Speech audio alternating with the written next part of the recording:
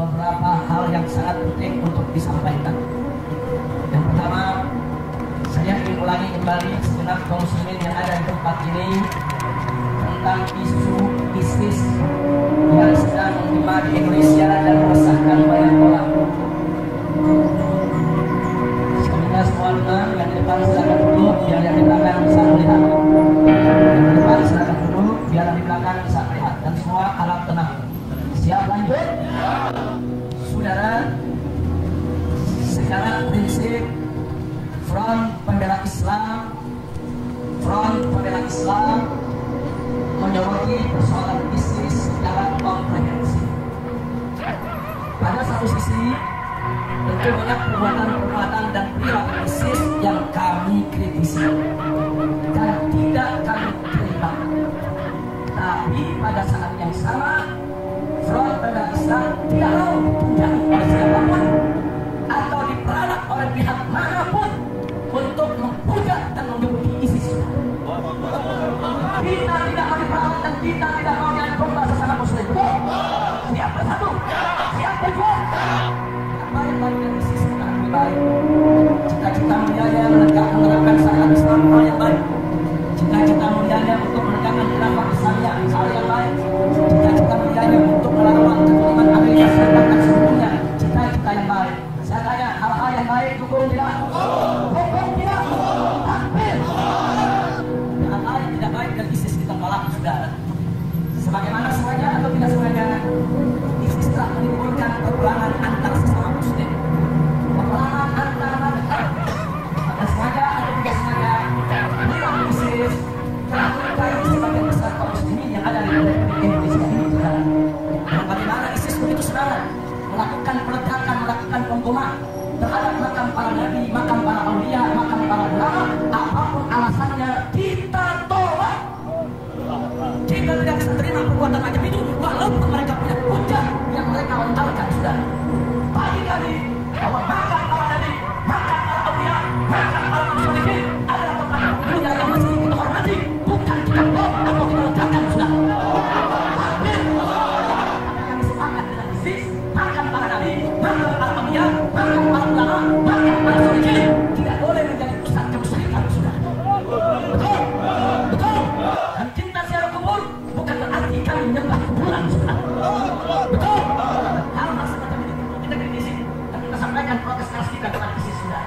Tapi ingat, jangan mau kita diadu domba dengan ISIS, saudara. Sekarang ini banyak pihak-pihak menginginkan supaya kita bermusuhan dengan ISIS, betul. Supaya kita mengepuki ISIS, betul. Itu tidak akan dilakukan oleh FPI, saudara. Maka itu di sini singkat saja yang ingin saya sampaikan, saudara. Saya ingin sampaikan kepada pemerintah Republik Indonesia. Kenapa ISIS itu lahir di Irak? Kenapa ISIS itu bisa muncul di Irak? Kita tidak boleh menutup mata, saudara. 15 tahun di Irak terjadi kezaliman, terjadi kelaliman, terjadi aneka macam kemundangan terhadap kaum muslimin, saudara.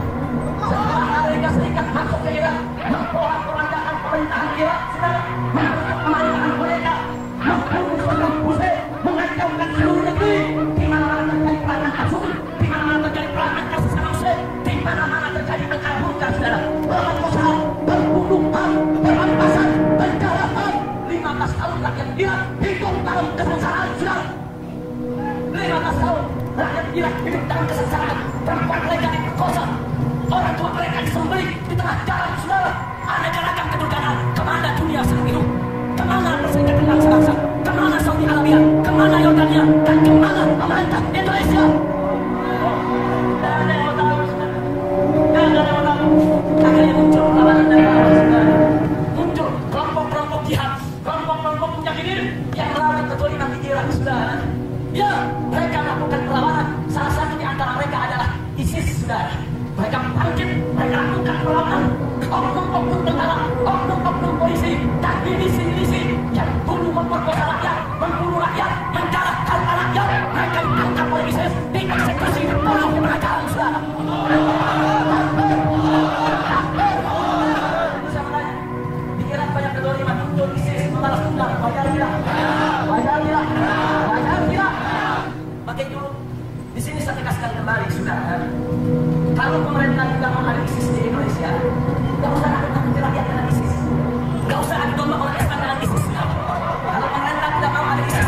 Islam, maka stop kezaliman. Jangan zalimi umat Islam, jangan zalimi rakyat Indonesia.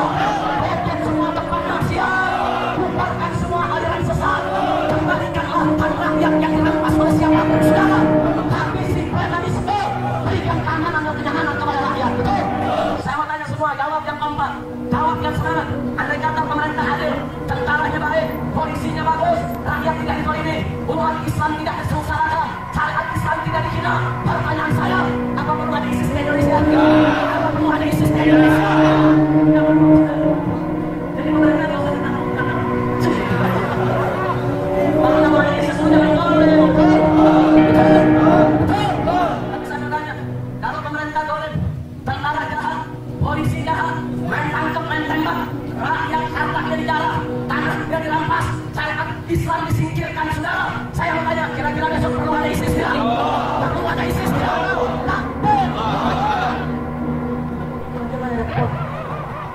Jelas tidak? Jelas tidak? Jadi kalau pemerintah tidak ada ISIS di Indonesia, bagaimana caranya? Tegakkan, tegakkan, tegakkan. Jangan lagi lah. Makanya Densus 88 jangan jadi koma ya, deh. Ini bukan harus tangkap tembak. Tahu Densus 88? Salam 88 obat murah. Kalau Densus 88 terus melakukan kezaliman, siap lawan. Siap lawan. Pemerintah, tentara, polisi hadir. Dikira karena banyak oknum tentara dan polisi yang melakukan kezaliman kepada rakyat. Begitu rakyat melakukan pembalasan, tentara dan polisi mereka sulit di tengah jalan, saudara. Mereka sulit di tengah jalan, saudara. Dan main-main, saudara. Tapi itu saya ingatkan, kalau pemerintah di Indonesia kawan-kawan boleh, tentara dan polisi coba-coba jahat kepada umat Islam, bisa jadi besok tentara dan polisi yang sulit mereka kalah di Indonesia.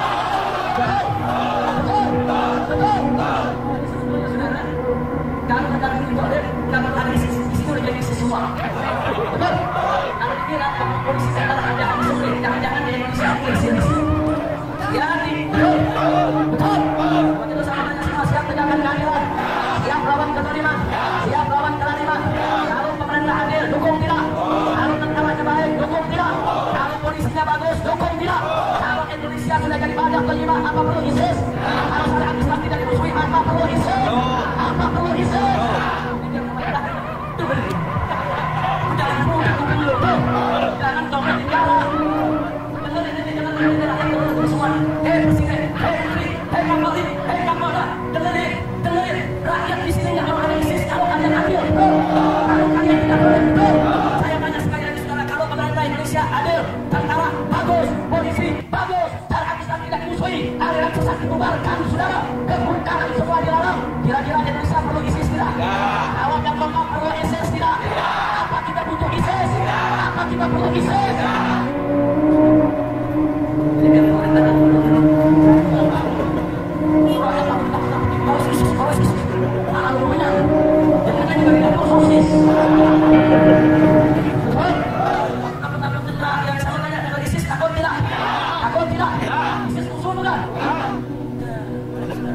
bukan. Nah karena itu ada perbedaan kita dengan ISIS, itu perbedaan yang harus kita selesaikan dengan dialog, saudara, dengan saling koreksi, dengan saling kritik.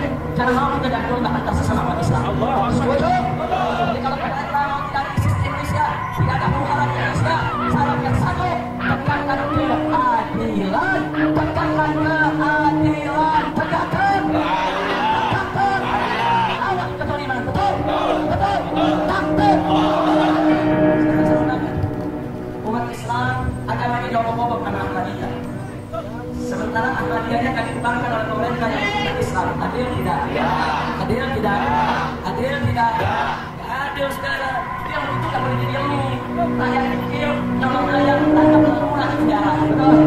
Ya satu ini kalau ada kalian nggak ada sejarah sampai sekarang. Saya tanya adil tidak? Adil tidak? Adil tidak? Siap lawan kezaliman? Siap tegakkan keadilan? Alhamdulillah. Kadang-kadang ada video salah kutip, tapi bisa untuk ISIS. Dasar kadang-kadang itu yang ini. Kadang-kadang itu orang itu. Anak dari Islam, itu dia makhluk. Apa?